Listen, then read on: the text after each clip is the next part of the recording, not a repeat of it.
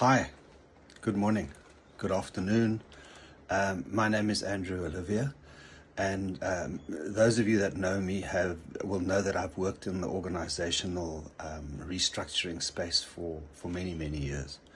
But I want to start talking about a different topic, and I want to start talking about the stewardship of complex adaptive systems that make up networks. So I'm going to do 3 talks in this session.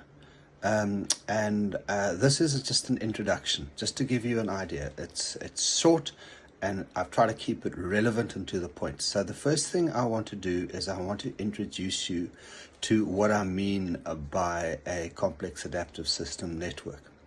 And this can be a grouping of autonomous or semi-autonomous agents. And by agents, I mean entities. It could be a company with a number of retail branches. It could be a corporate with a number of strategic business units or value streams based around the world.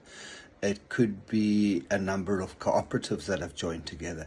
It could be an association of users of specific products. It could be an alliance of producers and retailers. It could be many things, and they scale in complexity hugely. And I want to really talk about the more complex systems because they really are interesting. One of the key things is that they are bound by a common purpose. They join together, they coalesce around a reason that mutually benefits all of them. So when I talk about a complex adaptive systems, there is a purpose or an intent, which is the primary binding force. And this is really, really important. The resilience of this network builds up over time through mutual trust.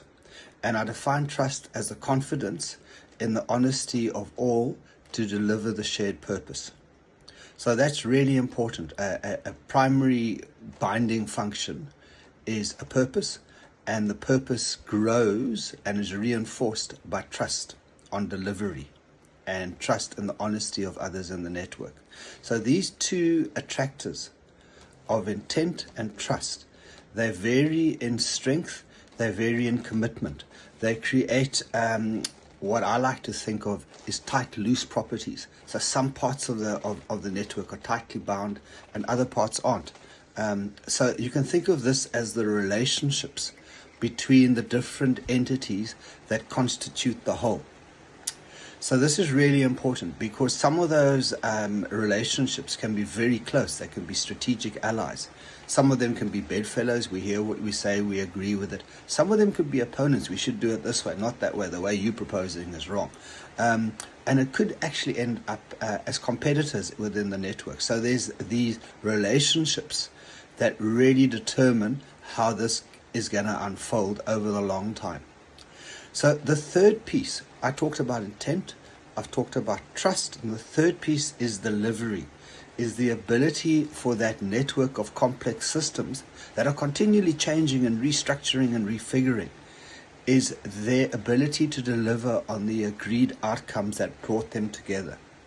If they are successful, and normally success is a range, if they are successful, they build attractiveness of the network. I would like to belong.